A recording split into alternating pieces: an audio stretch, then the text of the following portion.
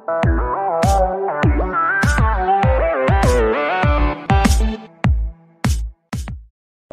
दोस्तों, स्वागत करती हूँ आपका अपने चैनल अमलेश भटियाल ब्लॉग में। तो दोस्तों, आज भी किचन की ही टिप्स हैं जो आपके बहुत ही ज़्यादा आपके लिए फ़ायदेमंद होने वाले हैं। तो दोस्तों, किचन टिप्स जो है मैं डेली आपको अलग अलग दे रही हूँ और मैं खुद भी इस टिप्स को अपनाती हूँ। आई होप ये आपके लिए बहुत ज़्यादा हेल्पफुल हो, जैसे ये मेरे लिए है। और दोस्तों, हर कोई चाहता है कि हमारे घर में सुख शांति रहे, कलेश ना रहे, प्यार मोहब्बत से सब रहें और घर में लक्ष्मी की कमी ना हो। और लक्ष्मी दोस्तों इतना नहीं कि हमें बहुत ज़्यादा चाहिए होता है, बस हम सुकून से 2 रोटी खा सके, मन में शांति रहे, उतना ही बहुत है। तो दोस्तों, यही सुख और यही शांति के लिए यही छोटे से टिप्स हैं जो मैं आपके लिए रोज़ लेके आ रही हूँ। आई होप आपको वीडियो पसंद आएगी। तो दोस्तों, इसी तरह देखते रहिए, इनको अपनाते रहिए। दोस्तों, ये आपके लिए बहुत ही ज़्यादा हेल्पफुल है। वीडियो में नए हैं तो चैनल को सब्सक्राइब करिए, लाइक करिए, कमेंट करिए और बेल आइकन प्रेस ज़रूर करिए ताकि ये हेल्पफुल वीडियो आप तक बहुत जल्दी पहुँचे। Thank you friends. अक्सर क्या होता है कि हम आटा बैठकर गूंथते हैं, आटा बैठ के हम गूंथते हैं तो अक्सर परात जो है हमारी आटा गूंथने वाली वो इधर उधर खिसकती है, तो हम अपना पैर वहाँ पर लगा लेते हैं। तो ऐसा बिल्कुल भी ना करें दोस्तों, क्योंकि अनाज में कभी भी हमें पैर नहीं लगाना चाहिए, ये अन्नपूर्णा है। तो दोस्तों, इसलिए आटे को हमेशा खड़े होकर ही गूंदें और बैठकर बिल्कुल भी ना गूंदें, यह बिल्कुल भी ठीक नहीं होता है। तो दोस्तों, ये ज़रूर ध्यान रखिएगा कि आटा कभी भी बैठकर नहीं गूंदना चाहिए। कहते हैं दोस्तों, अनाज जो है वो कभी भी पैर पर नहीं लगना चाहिए और खाने की कोई भी चीज़ हमारे पैरों में नहीं लगनी चाहिए।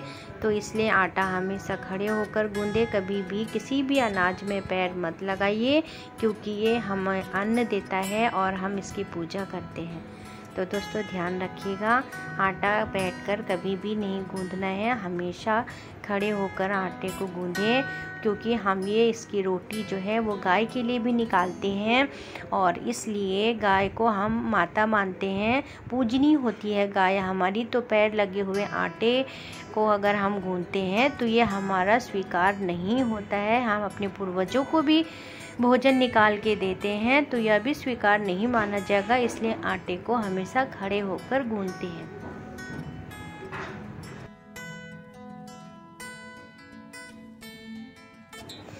दोस्तों, अगर आप चाहते हैं आपके घर में सुख शांति रहे और हमेशा खुशहाली बनी रहे तो अपने घर पे तुलसी का पौधा ज़रूर लगाएं। तुलसी घर में अक्सर खुशहाली लाती है, क्योंकि तुलसी से जो खुशबू निकलती है वह खुशहाली का ही एक कारण होती है, क्योंकि घर में हम धूप जलाते हैं उससे भी खुशी आती है। तो तुलसी इसीलिए बहुत ही ज़्यादा शुभ मानी जाती है, क्योंकि घर पे हमेशा बहुत शांति बनी रहती है। तो तुलसी का पेड़ अपने घर पर ज़रूर लगाएं। दोस्तों, अगर नकारात्मक शक्तियों को बाहर करना है, घर में सुख शांति लक्ष्मी चाहिए, तो एक कछुए को ज़रूर अपने घर पर रखिए। ये मंदिर में गणेश लक्ष्मी के नीचे रखिए और इसमें सुबह रोज़ डेली नहा धोकर जल भर दीजिए और फिर दूसरे दिन मॉर्निंग में आप इसको पूरे घर में छिड़क दीजिए। इससे घर में नकारात्मक शक्ति नहीं रहती है और हमेशा खुशहाली बनी रहती है। फ्रेंड्स, अक्सर क्या होता है कि हम घर में चावल निकालते हैं और कभी कम ज़्यादा खाना होता है तो उस तो कोई बात नहीं, वो अलग बात होती है।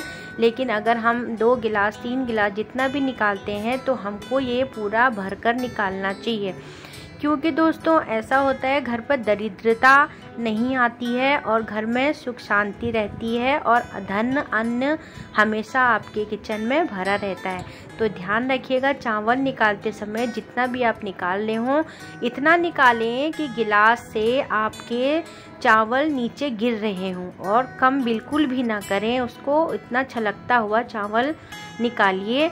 तो इससे क्या होता है, कभी भी आपके किचन में अनाज की कमी नहीं होती है और दरिद्रता नहीं आती है।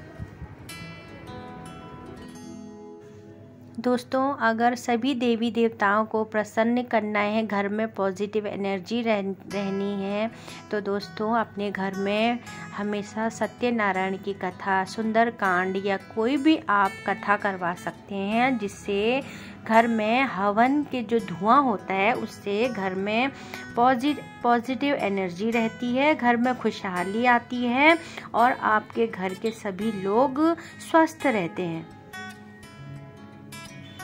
दोस्तों, सुबह उठकर स्नान करके सबसे पहले सूर्य देव को जल अवश्य चढ़ाएं, क्योंकि इससे भी बहुत ही ज़्यादा घर पे पॉजिटिव एनर्जी रहती है। सूर्य देव हमारे स्वामी होते हैं, तो वो हमारे घर में सुख शांति प्रदान करते हैं। तो दोस्तों, मोर पंख रखना घर पे बहुत ज़रूरी है, चाहे आप अपने घर पर रखिए या मंदिर पर रखिए। मोर पंख जो है बहुत ही शुभ माना जाता है।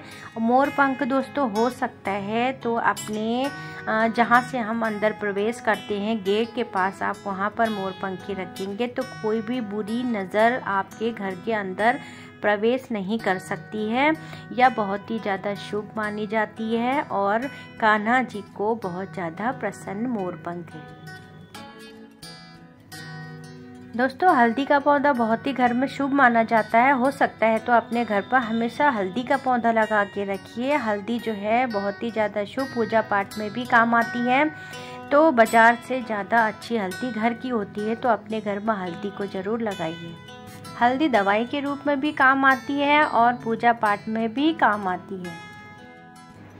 तो फ्रेंड्स, ध्यान रखिएगा, कभी भी आप आटा बैठकर ना गूंदें। ज़मीन पर बैठकर आटा बिल्कुल भी नहीं गूंदना चाहिए, क्योंकि ये हमारा भोजन है, अन्नपूर्णा है और हम परात को आटा गूंदते समय इधर उधर ज़मीन पर हम रखते हैं तो वो खिसकती है और हम अपने पैरों से उसको टाइट करके आटा गूंदते हैं। तो ये आटा पैरों पे बिल्कुल भी नहीं लगना चाहिए, क्योंकि ये है अन्नपूर्णा और आटा जो है हम अपने पितरों को भोग के लिए भी लगाते हैं, गाय को भी खिलाते हैं और भगवान के लिए भी रखते हैं। तो इसलिए आटे को हमेशा अपने किचन में खड़े होकर ही गूंदें, बैठकर आटा कभी भी ना गूंदें। अक्सर खड़े होकर गूंदने से आपके घर में सुख शांति और समृद्धि रहती है, पितर प्रसन्न होते हैं और खुशी बनी रहती है। इसलिए ध्यान रखिएगा दोस्तों, बैठकर आटा कभी भी मत गूंदिएगा। फ्रेंड्स, अक्सर क्या होता है, हम सिल्ली पे रोटी बनाते हैं और सिल्ली पे हमें कभी भी रोटी नहीं बनानी चाहिए, हमें बेलन यूज़ करना चाहिए। और नीचे सिल्ली पर रोटी बनाने से बहुत से कीटाणु होते हैं या बहुत से बुरे प्रभाव होते हैं जो हमारी रोटी के द्वारा हम तक पहुंचते हैं। तो हमेशा दोस्तों बेलन यूज़ करिए। बेलन चाहे आप संगमरमर का लकड़ी का हो वो यूज़ कीजिए। और ध्यान रखिएगा, रोटी बनाते समय आपकी बेलन से बिल्कुल भी चकले से आवाज़ नहीं आनी चाहिए। रोटी बनाते समय अक्सर नीचे टक टक की आवाज़ आती है, तो ऐसी आवाज़ बिल्कुल भी नहीं आनी चाहिए और रोटी जो है बड़े आराम से बन जाती है अगर आप उसके नीचे कोई कपड़ा या कोई पन्नी या न्यूज़पेपर कुछ भी लगा लीजिए। और कभी भी बेलन से चकले से टक टक की आवाज़ नहीं आनी चाहिए, यह भी बहुत ही बुरा संकेत होता है। तो दोस्तों ध्यान रखिएगा।